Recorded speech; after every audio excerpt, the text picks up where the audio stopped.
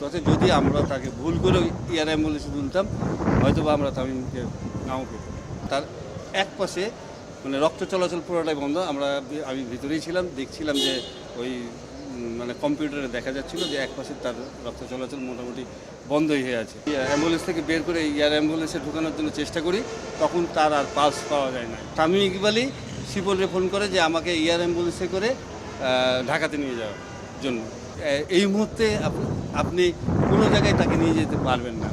দর্শক, আমরা আছি কেপিজি হাসপাতালে। বিকেএসপির কোচ মন্টু দত্ত তিনি সকালে আসলে ওখানেই ছিলেন যেখানে তামিমের ঘটনা ঘটেছে। আসলে পুরো ঘটনা যদি খুলে বলতেন কি ঘটেছে এবং এখন লেটেস্ট আপডেটটা দিয়ে দিতে শুরু করতেন।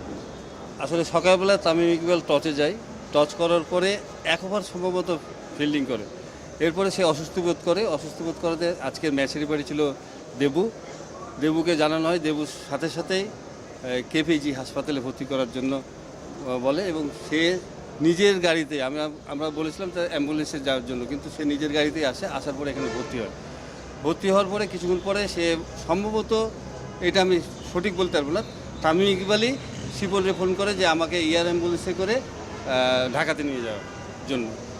শিপন আমাকে ফোন করে যে মন্টুদা আমার বিকেএসপিতে কোনো জায়গায় হেলিকপ্টার নামানোর ব্যবস্থা করে দেন। আমি সাথে সাথে 1 নম্বর মাঠে এবং অ্যাথলেটিক্স মাঠে আমি ডিজি স্যারকে জানাই। ডিজি স্যার বললো যে তামিম ইকবালের জন্য যেখানে খুশি হেলিকপ্টার নামতে পারে তার ব্যবস্থা করেন। আমি 1 নম্বরে দাগ কাটছি, আবার অ্যাথলেটিক্স মাঠে, তো হেলিকপ্টার অ্যাথলেটিক্স মাঠে নেমে অপেক্ষা করছিল।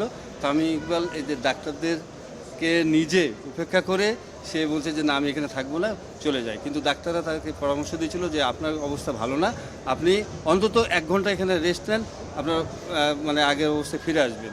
সে কোনো কথা না শুনেই বেরিয়ে যায় এখান থেকে। অ্যাম্বুলেন্সে করেই যায়, কিন্তু অ্যাম্বুলেন্সে করে যখন যাই আমরা অ্যাথলেটিক্স মাঠে তাকে ঢোকায়, এই অ্যাম্বুলেন্স থেকে বের করে এয়ার অ্যাম্বুলেন্সে ঢোকানোর জন্য চেষ্টা করি, তখন তার আর পালস পাওয়া যায় না।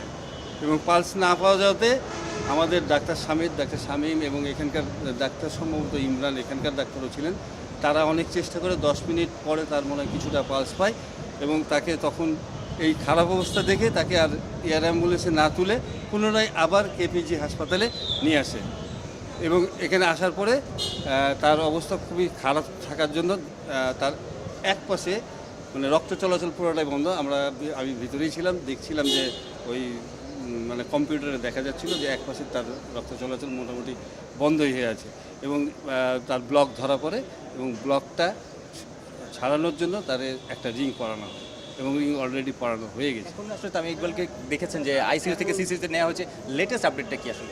এখন সে শিশুতেই আছে এবং ভালো অবস্থাতে আছে। আশঙ্কা মুক্ত একদম বলবো না, কারণ এটাতে মিনিমাম 24 ঘন্টা সব কিছুই অবজারভেশনে থাকতে হয়। তারপরেও বলবো যে ভালো আছে। দেশবাসী যেন তার জন্য দোয়া করে, যেন তামিম ইকবাল আবার সুস্থ হয়ে মাঠে ফিরে আসতে পারে। পরিবার পরিজন কে এসেছেন দেখি?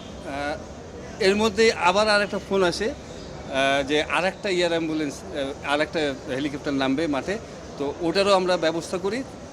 তার ওয়াইফ আসে, তার মা আসে এবং নাফিজ ইকবাল ভাই ভিতরে আছেন। এখন তাদের প্ল্যান করছে বিদেশে নিয়ে যাওয়া কোথায়?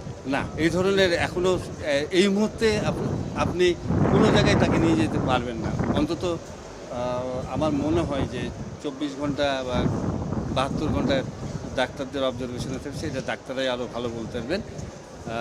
তবে সবার দোয়াতে আমার মনে হয় কিছুটা হলেও আশঙ্কা মুক্ত আছে। যদি আমরা তাকে ভুল করে এয়ার অ্যাম্বুলেন্সে তুলতাম, হয়তো বা আমরা তামিমকে নাও পেতাম।